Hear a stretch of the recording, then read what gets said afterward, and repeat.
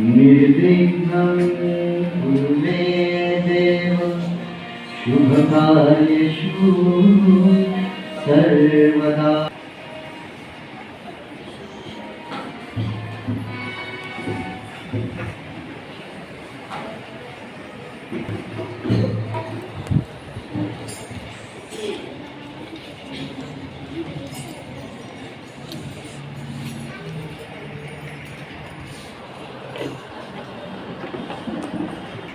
विनंती करतो की त्यांनी ईशद स्तवन या ठिकाणी सादर करायचे।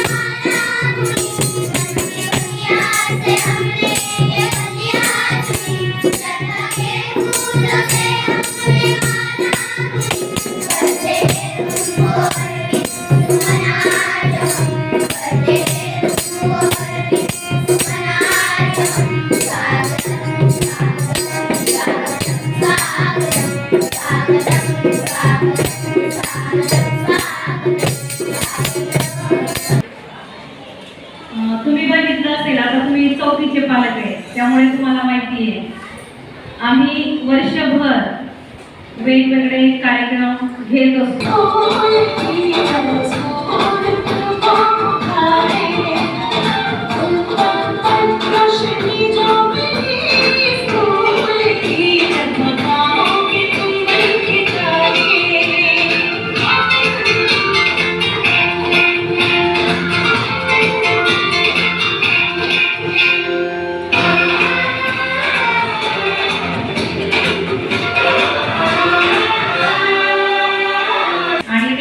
अभ्यासाची तयारी व्हावी यासाठी आम्ही आमच्या शाळेतून विद्यार्थ्यांना स्पर्धा परीक्षेला बसवतो.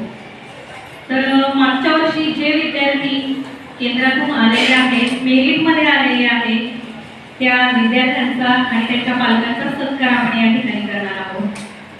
सर्वप्रथम कौस्तुभ खैरनार.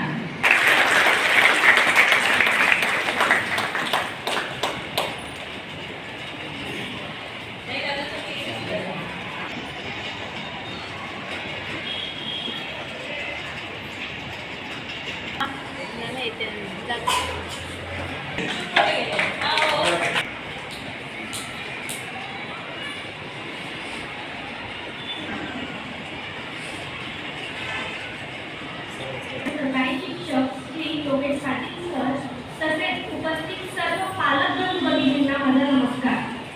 सर, 2024-25 या शैक्षणिक वर्षात असलेल्या इयत्ता 4च्या पालक शिक्षक संघ सर्वसाधारण सभेत आपले सर्वांचे गुरुवर्य पवी पाटील परिवारातर्फे त्या दप्तरांचे ओझे कमी करण्यासाठी महाराष्ट्र शासनाच्या शैक्षणिक धोरणानुसार एकात्मिक पाठ्यपुस्तक योजना अंतर्गत मराठी, मॅथ, इंग्लिश, परिसर अभ्यास आणि खेळ करू शिकू या स्वतंत्र विषयांच्या पाठ्यपुस्तकांचे एकत्रीकरण करून असे त्यांचे 4 भाग केले आहेत.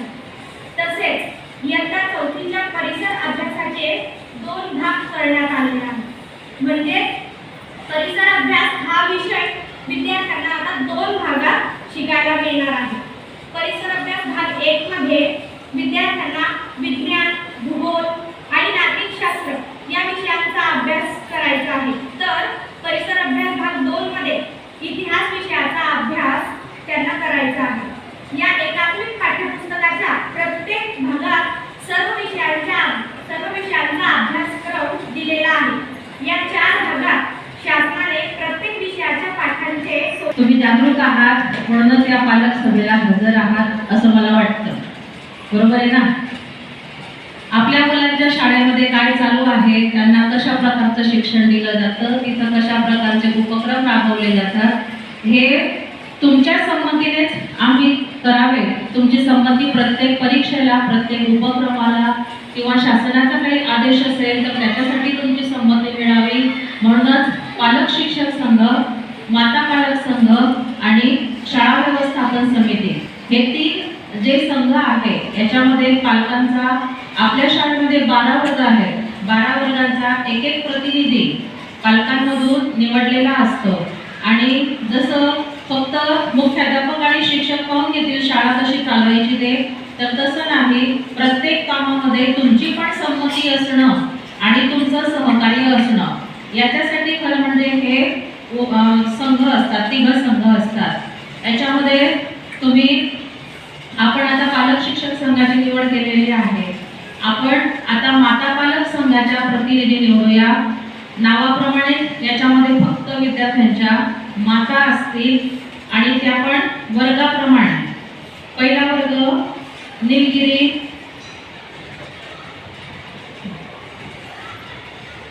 निलगिरी वर्गाच्या एका आईने उभं राहायचं आहे, मुलांच्या आईने माता पालक संघासाठी. मुलांच्या कार्यक्रमांचं, उपक्रमांचं, परीक्षांचं, शासनाच्या योजनांची अंमलबजावणी करण्यासाठी तुमची संमती मला घ्यावी लागणार आहे.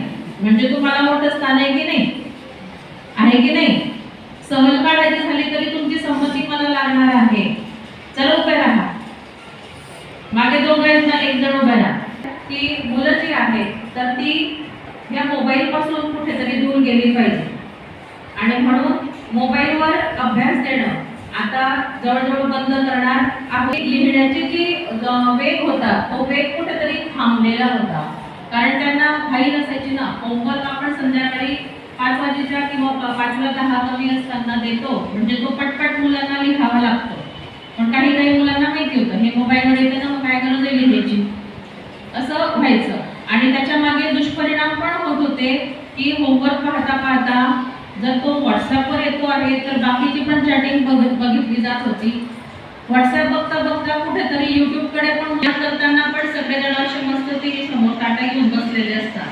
तर ते बंद करावं. आणि टीव्ही समोर बसून जेवल्याने किंवा मोबाईल जवळ घेऊन जेवल्याने याचा परिणाम काय होतो माहिती आहे? मुलं किती खातात हे त्यांनाच कळत नाही, चालूच असतं. कारण त्यांना माहिती आहे की मी जर ताट ठेवलं म्हणजे तो टीव्ही किंवा मोबाईल बंद होईल आणि मला इथून उठावं लागेल. म्हणून ओव्हर इटिंग सुरू असते.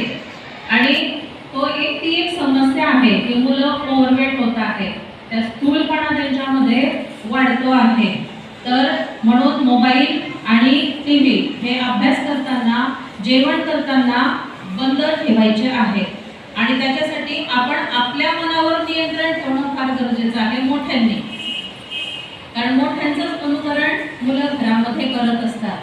काही महत्त्वाचं नसतं. संध्याकाळच्या वेळेला फार 10 घरांमध्ये बातम्या बघितल्या जात असतील आणि बातम्या पण काय असतं तर त्याच बातम्या 10 मिनिटांनी रिपीट होत असतात. नियम होता की शाळा व्यवस्थापन समितीच्या संमतीने त्या मुलाचं नाव त्याच्या पालकांना न सांगता शाळेमधून कमी करण्यात येत होतं. आजही तो नियम आहे. विचार आम्ही काय करतो की इथून जाणं सोपं आहे. ज्यांनी नवीन ऍडमिशन घेतली असेल ती विचारा किती आहे, आणि तो माणूस हातावर पोट भरतो तर त्याला पुन्हा री-ऍडमिशन जर करायची झाली तर तो भूदंड कोणाला आहे? पालकांना आहे. आपल्या मुलांना विनाकारण घरी ठेवू नका. त्यांना जबाबदारीची जाणीव समजू द्या. त्यांना जर तुम्ही टिफिन देता, भाजी पोळी शिवाय दुसरं काही देऊ नका. पास्ता, मॅगी यांचे दुष्परिणाम काय होतात ते तुम्हाला सगळ्यांना माहिती आहे. तर जे सकस अन्न आहे, भाजी आणि पोळी साधी, तर ते त्यांना रोज द्यायचा आणि त्यांना जेवढी भूक आहे तेवढंच द्यायचं, जास्त नका द्यायचं. मुलं फेकतात तिथं आणि ते फेकलेलं अन्न कचऱ्यात जातं आणि कचऱ्यात अन्न फेकणं तिथं ते चांगलं नाहीये आणि मुलांसाठी ती योग्य शिकवण पण नाहीये. त्यांनी अन्नाचा आदर करायलाच पाहिजे आणि म्हणून त्यांना विचारून घ्यायचं. मेनू जर तुम्हाला सांगायचे झाले शाळेमध्ये, कारण बरेच मुलं इथे शाळेमध्ये गरम गरम मिळतं म्हणून ते गरम गरम खाऊन घेतात. बुधवार आणि शनिवार खिचडी असते, सोमवार आणि गुरुवार फोडणीचं वरण आणि भात असतं, आणि मंगळवार आणि शुक्रवार एखादी उसळ असते. आज मटकीची उसळ आणि भात होता तर, किंवा हरभऱ्याची उसळ आणि भात असतो. एखादी जर भाजी चांगली मिळाली बाजारात तर ती भाजी पण असते, एखाद्या दिवशी भाजी भात असतं. तर त्यांना विचारून घ्यायचं, मेनू तुम्हाला मी आता सांगितलेले आहे, त्यांना विचारून घ्यायचं तू हे खाणार आहे का, तरच त्याला त्या डब्यामध्ये, नाहीतर कमी देत जा किंवा खाली डबा दिला तरी चालतो. इथं असतं आणि पोटभर मिळतं आणि क्वालिटी पण चांगली असते. आम्ही शिक्षक स्वतः त्याची टेस्ट घेतो, त्याच्यानंतरच मुलांना ते दिलं जातं. मी स्वतः टेस्ट घेते.